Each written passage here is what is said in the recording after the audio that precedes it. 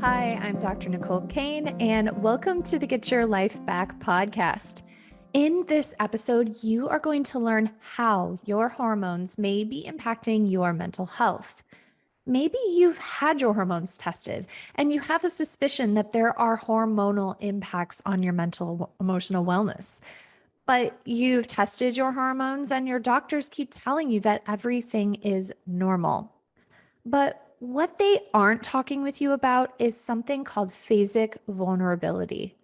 And today I am with Megan Bliss, and she is an expert at helping you to regain hormonal balance, enjoy optimal energy, and a vibrant appearance with balanced moods. Megan is fun and she's quirky, and you are going to get a lot out of this conversation. So let's dive into the recording. Everybody, I'm so happy that you're here. I am with the beautiful and brilliant Megan. Megan, thank you so much for being here today. Thank you for having me, Dr. Cain. I appreciate it so much. You guys, I want to just tell you a little bit about this incredible human, and then I want to kind of jump in on the fun ways that we can connect with other like-minded soul sisters and talk about how we met. But first, I got to brag on this girl. And so Megan is an expert at helping women regain hormonal balance, which we all need. And she helps you enjoy optimal energy, a vibrant appearance, and balanced mood. So it's kind of like the whole triad that we need. And you're going to want to check out, she has a group called Handle Your Hormones.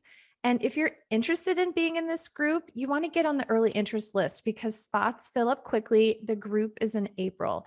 Of course, the year that this is being recorded is 2022. So if you're catching this recording later, then just check out her Instagram. She's constantly in there putting up great content that's fun, engaging, quirky, but brilliantly jam-packed with content. So be sure to check her out on Instagram at Megan Bliss NP. So Megan, babe, thank you so much for being here. Thank you so much for having me. I'm so excited. I swear we jive so well, and I'm just excited to chat with you. So we met through our mutual friends, Joy and Travis Houston. Yes, they're great. They're great. They connected us, and I see why. I totally see why. I love that. So with your passion, if you were to like think about like the work that you did with Joy and what sets your soul on fire and what you feel like you're here to do, what does that look like?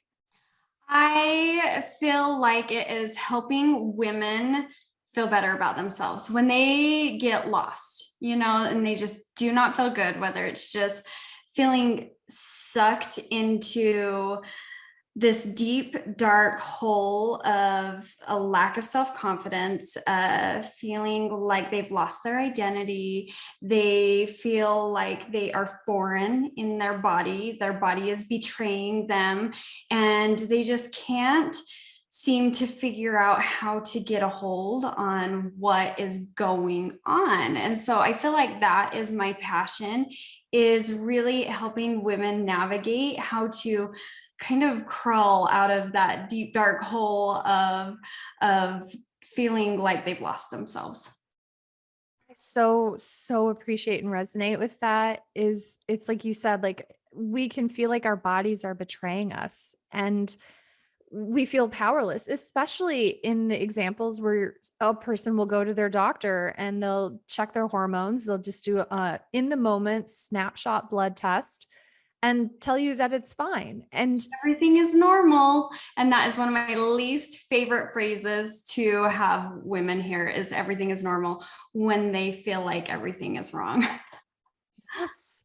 And it can be so demoralizing and so discouraging, and we can't escape it. And then we have this culture and this society that's like, oh, are you PMSing? Or, oh, it's just postpartum hormones. It's fine. Whatever it is, it's like a conversation that's so marginalized. Like, oh, you're just being moody because you're on your period. Right. It's like it's a total culture of that's supposed to be normal. Sure, it's common, but that's not supposed to be normal. That's not supposed to be how we should feel. We shouldn't feel like that on a regular basis. We shouldn't feel like we can't crawl out of bed, or that we snap at our kids or our significant others or our friends, you know, or we don't want to leave our homes. We need to be able to thrive in the worlds we live in. Yeah. And you're trying to break the stigma, it sounds like, for normal. Yeah. And you're taking the period off of the end of that sentence and saying, well, maybe it's normal for people who don't have this kind of education and these resources, but it doesn't have to be normal for you. And there are things that we can do about it.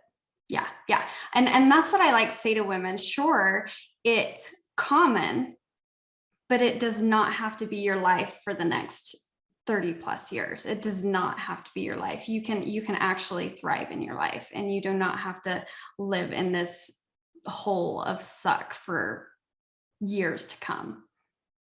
I feel like we all have our stories that get us to this place where we have a passion for helping people in the unique way that we do. And I was just curious, what got you to this place where you're offering this incredible and unique service to people? I was there. I was Yeah. there. I have three beautiful girls. And after, well, I was in grad school after my first one. And I think I was just in that chaos of going through schooling and everything, and I just didn't realize how terrible I felt. And then I had baby number two, and my husband was in grad school, and then I was launching my professional life, and I was stressed to the max, and weight was going up, and I was breastfeeding, and all of my other friends who were breastfeeding, their weight was going down. And I was like, this is not making sense in my brain, because I feel like I'm eating good, I am exercising. Why is everybody else having good success and I'm not, you know? And so it just wasn't making sense in my brain. I was stressed. It just wasn't feeling good to me. And so me being stuck in that feeling of chaos, and then I was also trying to navigate a new profession, and as a nurse practitioner, and trying to identify myself there. And that's when I was like, and having women come to me being like, I need help too. And I was like, okay, not only do they need help, I need to help myself. And that's when I was like, I've got to figure out what I need to do, not only to help myself, but to help these women that are coming to me. So that was about 7 years ago, when I was like, I've got to figure out a process that's going to help us all out, because I do not feel good, and I want to feel so much better. And I do not want to live the next how many decades feeling this way. I love how you found freedom in your stuckness. You know, you're kind of talking about like crawling our way out. And sometimes it can be like that. I've seen this meme many, many times where it's like expectations of healing is like a straight line going up. But in my experience, and it sounds like a little bit of your experiences, it can be a process of crawling out where the drawing may be more correctly like a squiggly, chaotic line that Right? maybe like goes up and down and up and down. So you're able to bring to the conversation the experience of, I get it. I've been there. I've felt completely depleted. I felt overwhelmed. I felt stressed out. I felt like my body wasn't doing what it was supposed to be doing. I'm doing air quotes. And you figured out a solution for yourself and for the people around you that you're noticing that are coming to you with the same kinds of questions. Right.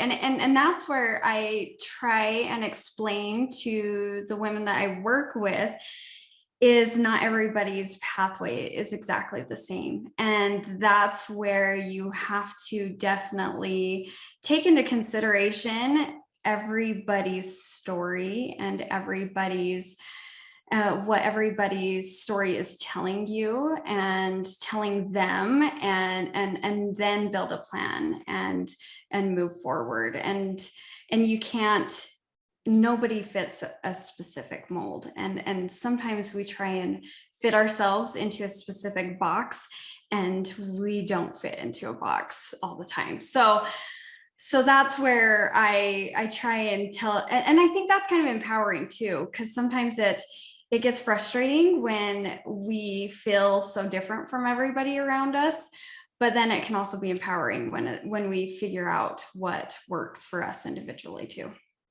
I love that you said that. I think about a client's coming to mind, and she was expressing frustration recently about, why can't I just be normal like Yes. everyone else? Why do I have to work so hard to not have panic attacks and to not feel depressed?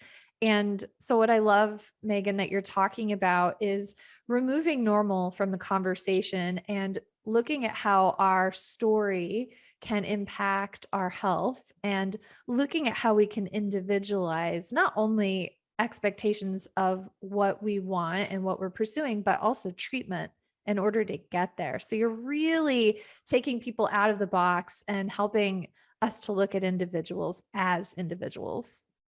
Yeah, yeah. And I feel like that is because then giving ourselves that that unique identity, I feel like just gives us so much power too in being a human being and being our own unique self. And then it can empower us to be so much better in our own lives. So yes. And I do want to mention, you do have you have a consultation practice, and so you do work with limited individuals, do one-on-one work. And so Yeah. if you guys are listening and you're thinking like, wow, I really love that individual approach, then you could definitely check out Megan's Instagram and apply to become one of her consultees. And so I have put together some statistics, and what I really want to emphasize before we kind of dive into like the good stuff of, okay, what's going on with hormones and what can we do about it, is I want to make sure that that listeners, that you understand that this conversation is both relevant for men and women. And this podcast and Megan's practice is really focused on women, but the conversation is relevant for both. And the reason for that is because both men and women have hormone receptors for estrogen, progesterone, testosterone.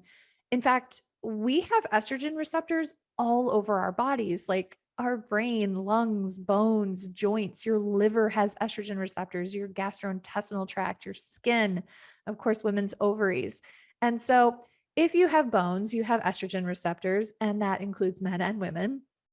And so when it comes to mental health, I have some research pulled up, and I just want to kind of show the importance of this conversation and show the relevance behind it, and really just nail it in that this is research based, that Megan and I are talking about.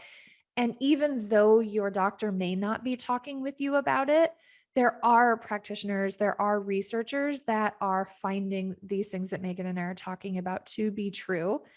And so, if we can start with estrogen, for example, and depression, women are twice as likely to have an anxiety disorder as men. And depressed women tend to have less estradiol. We see that women are especially susceptible to depressive episodes during sex hormone changes. And so, for example, the luteal phase, in pregnancy, in postpartum, and menopause, depression levels rise. And then anxiety. So, if you deal with anxiety, even if you have a normal blood test, it could be an imbalance. I'm focusing on estrogen, but the rest play a role too. But we also see that lower levels of estrogen are associated with a higher fear response. We have an enhanced acoustic startle reflex, which can go down, or as your estrogen goes down, that startle reflex can go up, which, if you've ever been just like sitting and somebody says, hey, and you jump out of your shoes, that's a startle reflex, right? We also see that estrogen impacts post-traumatic stress symptoms. And we know that people who have PTSD are less able to extinguish a fear response. And so we find that imbalances in the rise and fall of estrogens can increase your likelihood of developing PTSD or trauma.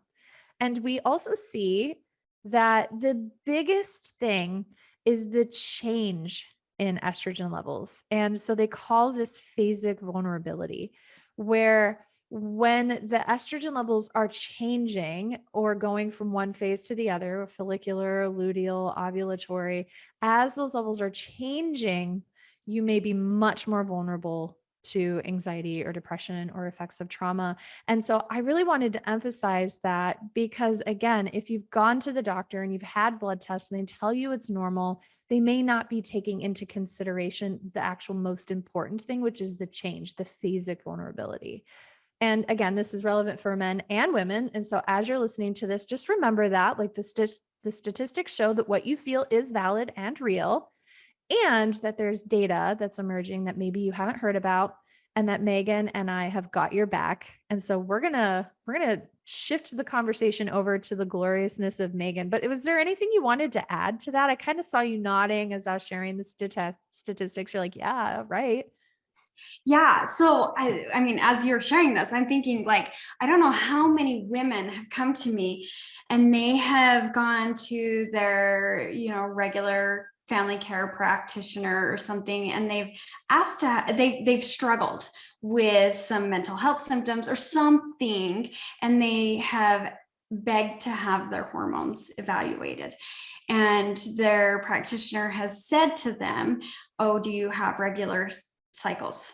And they will say, well, yes. And their practitioner will say, then your hormones are fine. Yeah. And it's like, well, as you said, those fluctuations can be what is causing, and then there can be the imbalances. So you can still have regular cycles and have imbalances. You can have, you can still have hormonal optimization that needs to happen. And that's one thing that I love to help out with. So yes, that's where I was nodding. I'm like, yes, yes, yes, yes. Why is it that doctors, clinicians, practitioners are so reluctant to look at hormone levels? Because as you're saying that, I have countless numbers of people calling me and they're like, I feel like my hormones are completely whacked out and no one will test them for me. I was just curious, like, do you have any hypotheses? What is this? I do. I think it's scared. I think they're scared. Ah, And I think it's almost this, somebody told me when I was training, like it's kind of passed down, in an educational system. And so I just think it needs to be broken. It's a cycle that needs to be broken. And so I'm hoping that it will get there. I'm hoping get there. But I think it's fear of hormones from the Women's Health Initiative, that hopefully that will get debunked at some point. And then I also think it's just from training and that myth of, if you have regular cycles, then your hormones are fine. And I think that line has been passed down in training of practitioners over and over and over again. And that just sticks. And so I think that's a lot of it. that makes so much sense. And so if you're listening to this and if you've gone to your doctor and they're like, your periods are fine, your cycles are fine, we don't need to test your hormones, then it's okay to find a different doctor. Yeah. It's okay because maybe they've taken you as far as they can go. And that maybe now it's time for the next step. Maybe it's time to find a nurse practitioner like Megan, or somebody that can stand in your corner and help you do the digging.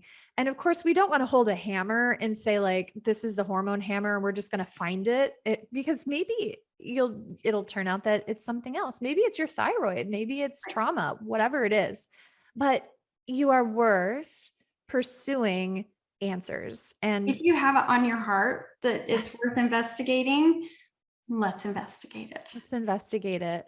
Yeah. So we're making a case here that hormones can affect anxiety and depression. And so I was hoping that you could talk a little bit more about that.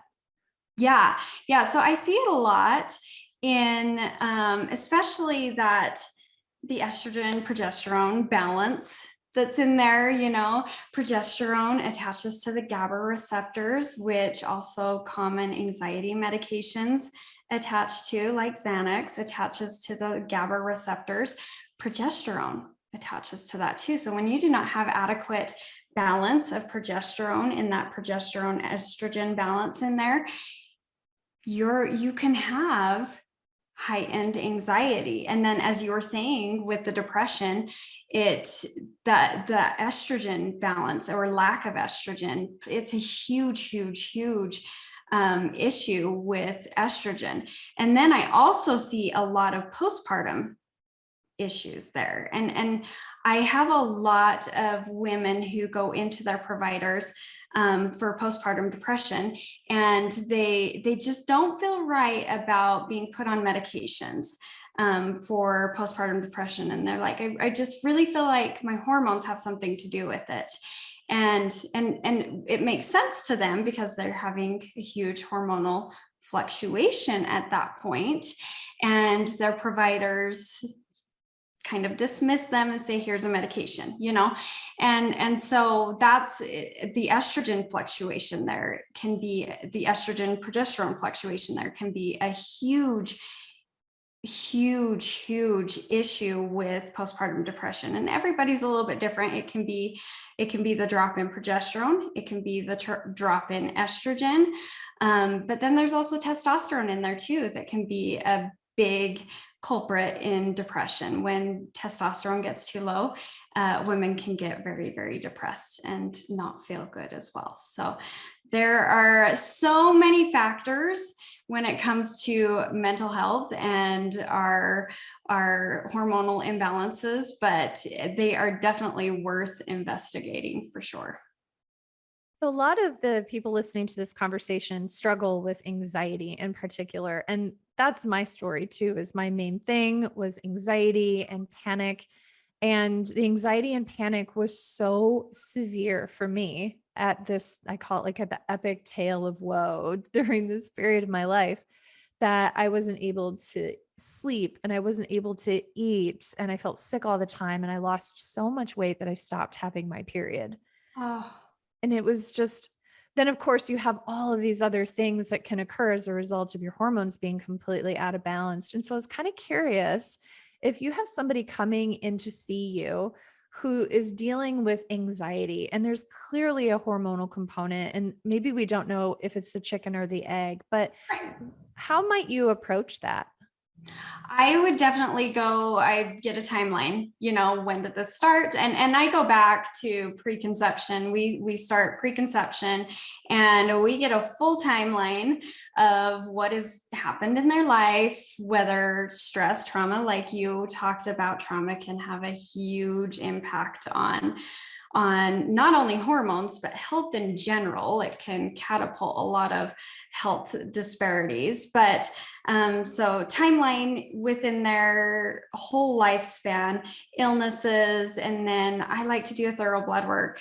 And I had a very good friend of mine who had a similar situation as you, she ended up in the emergency room with severe panic attacks, and she got dismissed and sent home with medications. And it turned out that she had thyroid issues, and it was very traumatizing for her. And it took months and months and months of advocating for herself to be able to get some answers finally. But I like to do a very, very thorough blood work, hormone workup, along with getting into some counseling right from the get-go, as well as looking at nutritional deficiencies, because you never know if just working on some nutritional deficiencies can open up the receptor sites for certain hormonal receptor sites. So that's kind of in a brief nutshell of how I like to approach things. I like that you're kind of taking a mind, body, spirit approach where you're looking at conception, preconception, and I love that, by the way. And we could probably do a whole conversation about that, like inherited trauma and oh my gosh, all of that beautiful stuff. So you're looking at their biography and their story. And then you're looking at blood work. You're actually doing the testing to see what's happening here and now, what might be out of balance. It could be something missed like thyroid. And unfortunately, that thyroid story that you shared happens all too commonly. A good friend of mine had that same thing. Is she was going into a thyroid toxic storm, and it was really scary and touch and go there for a minute. And they just told her it was anxiety and gave her a benzo.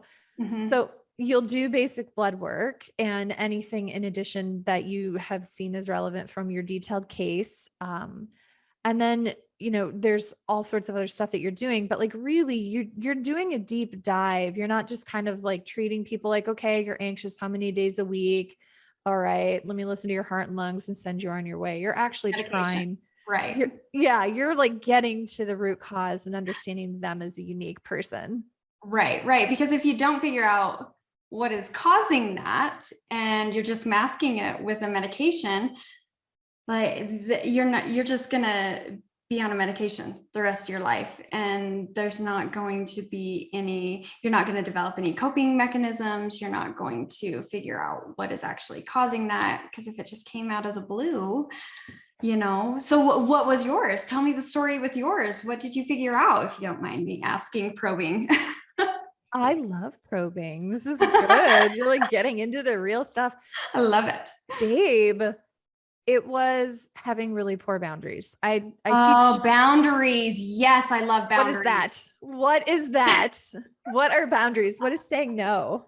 So my story is I was opposite of what Greg McNone in Essentialism teaches. He teaches about. I love that book. You love that book? I do. Oh my God, it's so good. So listeners, if you haven't, this is a pitch for his book. Like you need to listen to it, buy it, read it, whatever you do. Essentialism by Greg McNone. And he teaches about how in American culture, especially, we are doers of all and masters of none. And he teaches about figuring out what your soul on fire, zone of genius, passion, excitement thing for you is, to say yes to that and no to the things that could get away. I was doing the opposite. I was starting a private practice. At that time, I was treating schizophrenia and bipolar disorder primarily, using integrative methods. And I was teaching. I redesigned the behavioral health curriculum at the medical school that I graduated from. I was running clinical rotations and mentoring and doing all of the things. And I was just getting more and more frenzied. And then I was having trouble sleeping. And then like sleep is sacred for me. And when that went away, I spiraled. So I tried acupuncture. I tried herbalism, homeopathy. I had someone pour Ayurvedic oil on my third eye. I tried hypnosis, massage, like all of the things I tried. I ran labs and I did functional medicine tests, stool test, urine test, organic acid test. I did all of the things. But what changed my story was the choices that I was making and my mindset around those choices. Because I had put myself into such a hedonic treadmill that I couldn't stop. And my body was trying to help me. It was putting me in fight, flight, freeze, because we have to be in fight, flight, freeze to do all of the things. And it just turned into a crisis where if our bodies whisper and if we don't listen, they're going to yell out of mercy. They're going to yell. And so mine were screaming and I was screaming back. And I ended up selling off my part of my business and I stopped teaching and I moved to Michigan for half the year and just like dug in the dirt, gardened, grew snapdragons and just rested and got myself back. Oh, that's amazing. No is a complete sentence. Did you know that? Oh, that's beautiful. No. Did you know there's a book called Boundaries? Have you read that one? I recommend that book to people all the I do time. all the time. That's one of my favorite books to recommend to women is Boundaries. Women have a really hard time putting boundaries on things and stress is one of the most common causes of hormonal imbalances. Stress. Did you hear that? Let's emphasize that, listeners. Stress is one of the most common causes of hormonal imbalances. And that is something that we have control over. Ooh, that's really good. Okay. So we have a listener, let's say theoretically, who is like raising a hand. All right, Megan's calling me out. Nicole is calling me out. I'm stressed. I get it. But I don't want to say no to teaching. I don't want to say no to going to football practice. I don't want to say no. I don't want to put boundaries up because then I feel like a bad mom or a bad friend. Right? The guilt. The guilt can be huge. So what do you do? What does that person do? You learn how and that's by reading these books, you learn how to not feel that guilt associated with it. And sometimes it takes somebody else telling you not to have the guilt, because sometimes I need somebody else to tell me it's okay if you don't cook dinner every night of the week. You're not a bad mom if you or have HelloFresh delivered, or you're not a bad mom if your husband cooks, and sometimes that is hard for women sometimes we have this ideal in our brains that we have created, this story we have created in our minds, and that just catapults everything. Yeah. It's not being in full integrity, and integrity is like balance and wholeness and being in line as mind, body, spirit. And so if there's this part of you that realistically can do A, but there's this other part of you that expects B, you're not being in full integrity with yourself. And then that dissonance can create more stress and can create suffering. So our body tells us with symptoms, and then we go to our GP who's like, symptoms bad. I want to make you not suffer. And so then they suppress it. Right. And I remember being one of those GPs who was like, okay, yeah, symptom suppression, what medication can I pull from my Rolodex of medications to pacify this patient and suppress that symptom, and just make them happy so that I can do my job, and that did not bring me any professional satisfaction. I was not truly helping them. And it was so hard. It was so hard and then they would come back and they were still not feeling any better. So like whack-a-mole.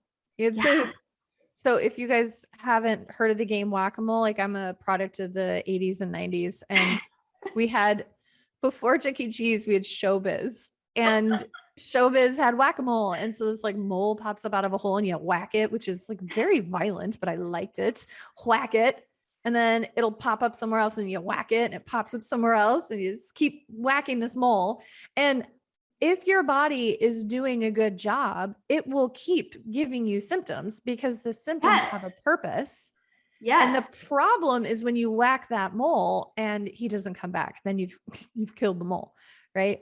And so it's like when we try, so it's PCOS, for example, polycystic ovarian syndrome. If we just simply put somebody on birth control and we just override their hormonal processes, then oftentimes we'll see that the symptoms will migrate to another system where maybe now they have fibromyalgia or chronic fatigue or migraines or depression, but your periods are fine or not at all. And so oftentimes when we, as physicians who are, well-intended and trying to release suffering, the problem is that because the symptoms are gone doesn't mean the suffering causing the symptoms is gone.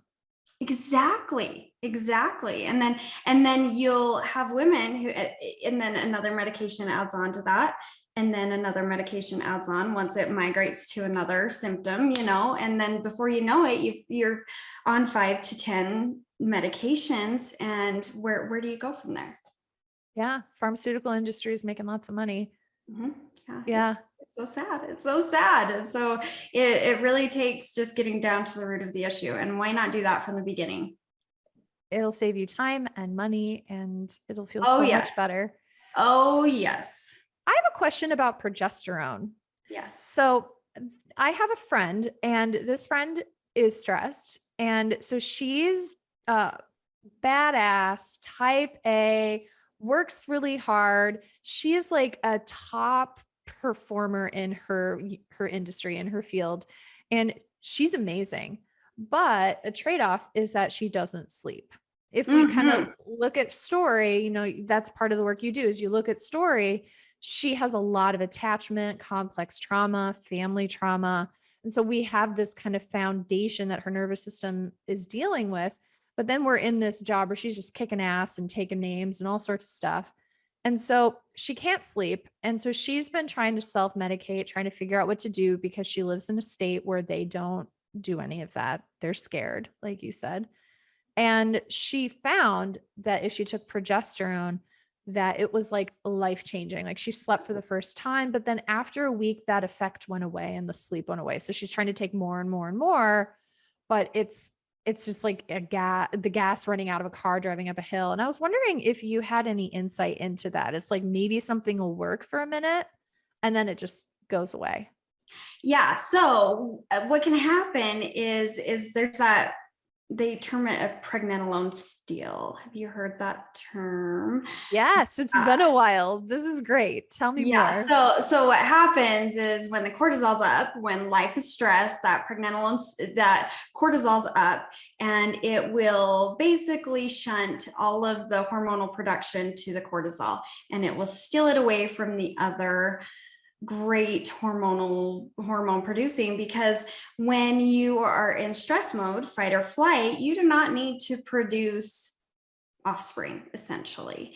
And so yeah, it's just going to shunt everything to the cortisol to as a preservation thing.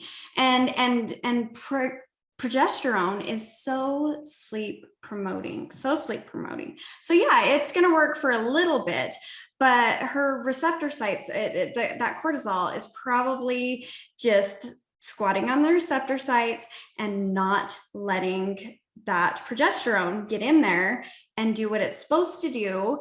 And so she's going to need more of that. And it's just clouding things up. That high cortisol is probably just clouding things up and not letting what little progesterone she is making or what she's trying to take get in there and do its job. That is brilliant. So she needs to go see you. So I'll send this conversation to her and she's going to come see you. Cause I imagine that a lot of women have felt similarly where, especially as we're getting a little bit older and maybe our estrogen and progesterone production is going down. And then we try something, we get this honeymoon phase, but because it's palliative, right? You're just giving her more progesterone instead of figuring out why her body isn't either making or responding to it. She's just going to end up again playing that game of whack-a-mole. So I think that the pregnenolone steal, that brings me back. That's so, so good. So I was kind of curious. So we've talked about a couple of things. One is we've talked about that mind, body, spirit link, looking at the root cause. We've talked about hormones and how they can affect our mental health, our anxiety, our depression. We dove into sleep. We touched on estrogen. You mentioned testosterone. We've talked about progesterone. We did a little toe dip of thyroid, talked about that. What other hormone imbalances can intensify your stress or overwhelm? Anything else that you wanted to mention? Oh, there's so many that can affect things. Yes, thyroid, I deal a lot with the adrenal glands and the cortisol imbalances there, and it can be that you don't make enough cortisol, that you are absolutely depleted. A lot of times that happens when you have been stressed for a long periods of times, and then your adrenal glands are burned out and saying, I am done. And they go kaput and just turn off production. And that can be really, really difficult to come back from. So I help with that a lot, that kind of burnout coming back from. But yes, thyroid is something that I love to help out with too. And kind of that autoimmune component in there too, the Hashimoto's and inflammation, all of that.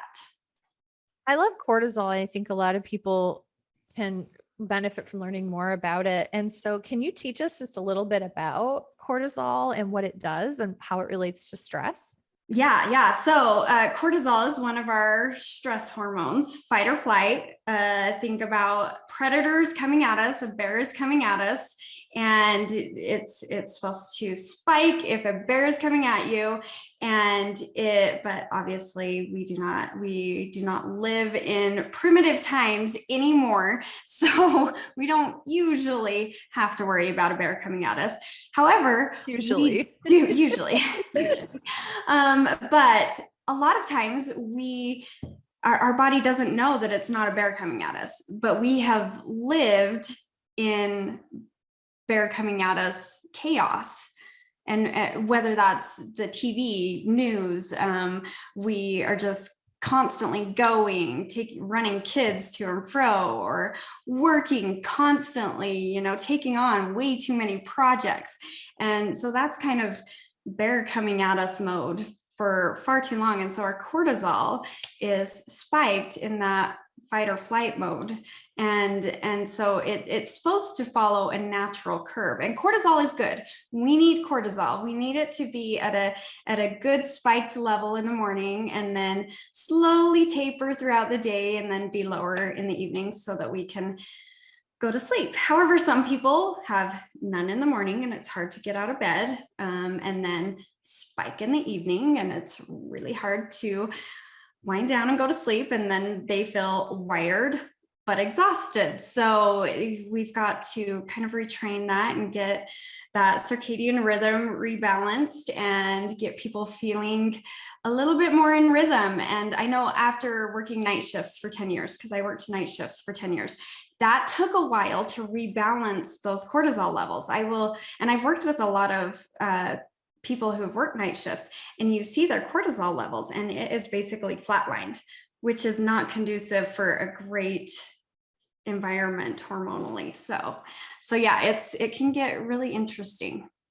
What is your favorite way to test cortisol? Because you're kind of pointing out something that I wanted to make sure our listeners heard, is that it changes throughout the day and night. And so just doing one blood test one time isn't going to give you the data that you need. So what is your favorite strategy? I like to do an at-home saliva test is what I like to do. It's convenient. You don't have to go anywhere. I send a kit to your house and you do it at home. We do it several times throughout the day. That way we get a nice, good curve and we can see how things are looking. And it's at home, so there's not that white coat factor of having to go to a lab and be poked. So it's just a spit test, so it doesn't spike your cortisol from being poked. So that's one reason why I like saliva testing. Yeah, because otherwise you're going to get a false elevation because you're Exactly like a bear is biting me. right. AKA this blood draw is happening. Yeah. Yeah. I really like, there's a test that I run often. It's a Dutch test. Mm-hmm. And I love the Dutch test because it looks at hormones. It looks at estrogen and progesterone and testosterone and the metabolites and the cortisol, melatonin. Yep. And I think that's a nice test. And similarly, you could do it at home. So it's a kit, you send it, do it at home. I think that's awesome. There's really great ways. So just a tip for our listeners is there are great ways to restore health to the adrenal glands. And I love to use botanical medicine for that. And the thing with herbs is it really should be individualized because each herb has its own kind of zone of genius, its own affinity. And so examples of herbs is ashwagandha. Love ashwagandha. Ashwagandha is an amazing herb. And it's also called withania, and it kind of smells a little bit like horse's urine, which is weird, but we'll go with it. I have horses, so it's near and dear. You do. You're yes. Like, this is good. This is great. So ashwagandha is a wonderful plant, and it can be dosed at nighttime. It can be a little bit relaxing and sedating, and it builds up the adrenal gland health over time. Some women I've found, it can also boost our androgens, our testosterone. And so if you have low testosterone, it can be a great complement for that. But if you get acne from it, then that it could be ashwagandha and maybe it's not the right plant for you. Another favorite plant, just kind of like tips, like cool naturopathic tips, is rhodiola. Yep. I love rhodiola, especially with what we are going through right now in 2022 is rhodiola used to be used for altitude sickness. Oh, I didn't know that one. It's so good. It's so good. So it can help protect us from the effects of hypoxia, so low oxygen. And if you happen to get an illness where oxygen is hard to come by, rhodiola can be useful. Build your adrenal glands. It's wonderful. And then there are stimulating adaptogens like Panax ginseng, eleutherococcus. So, really figuring out with the appropriate root cause testing, what can be good for you. And maybe a standard PCP will want to give you pharmaceutical cortisol. Yes. But there are really great alternative options that you can ask your doctor have about. The long-term effects like cortisone does, hydrocortisone does. Yeah. So it's just so cool. Oh my gosh, this has been so fun. What else can you think of before we finish up? Anything else?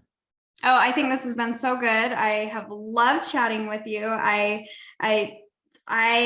love finding the balance between what makes people feel good plus what works for them in their lives. I think that's a big thing. It's just because it works for one person doesn't mean it's going to always work for another person. Like you were saying, with if it causes acne, ashwagandha causes acne in one person, doesn't mean you have to stay on it. I know sometimes people are pushed to stay with something, so everything needs to be individualized. So that's one thing that I am huge on. I'm sure you feel the same exact way, and everything just needs to be personalized.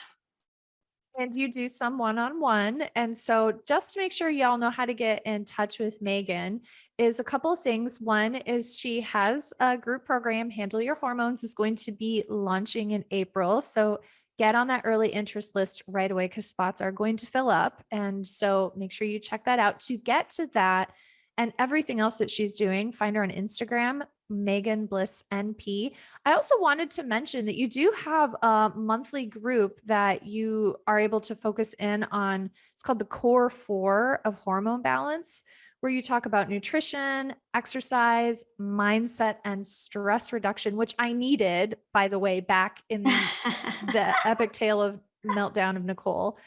So if anyone listening to this, if you're stressed and if you have hormones, this is the group for you. And of course, Megan Bliss, MEGANBLISSNP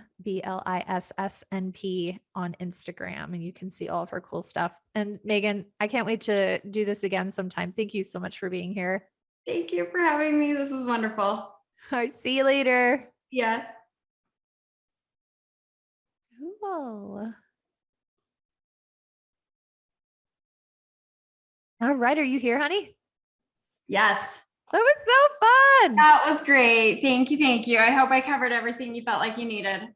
Oh, it was so good. It was you have such a way with words and describing things. And I really feel like, yeah. Oh, you're great. You are wonderful. I love it. And I loved your stats. I was like, oh man, I should have come with more stats. I was trying to think of something valuable to bring to the table and I've written them up. I loved that. Like, I love that. Throw in a little stats. Joy talks about like people who make decisions in different ways. And some of them are people who are like, I like those two. They're fun. Bye. And then other people are like, I really need to methodically figure this out. I want you to prove it to me. And I want to know all the stats and I want to know what I'm getting. And they're going to like think about it. So we blended there.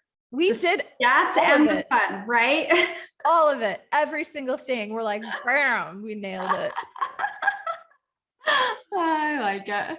I want to take a picture for social media. So yes. Let me put you on top of me in this like little vertical. And then I'm going to adjust the camera and I'm going to take a picture. All right. Are you ready? 1, 2, 3. Love it. This picture is funny. At least it's not a screenshot of me. Usually the screenshots of me are like pulling some funky face or something. I love it. I know you're like, yeah. That's the story of my life. So are you always in Utah or is there any chance you're going to be jettisoning yourself down to this part of the country? That's a dream board, is to have a place to take my horses to somewhere warm to ride in the winter.